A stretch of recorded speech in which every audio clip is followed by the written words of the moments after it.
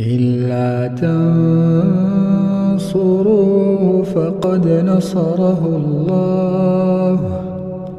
إذ أخرجه الذين كفروا ثاني اثنين إذ هما في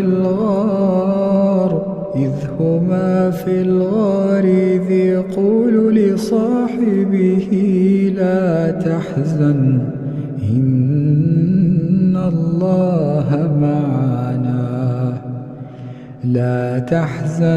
إن الله معنا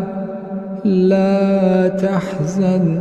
إن الله معنا فأنزل الله سكينته عليه وأيده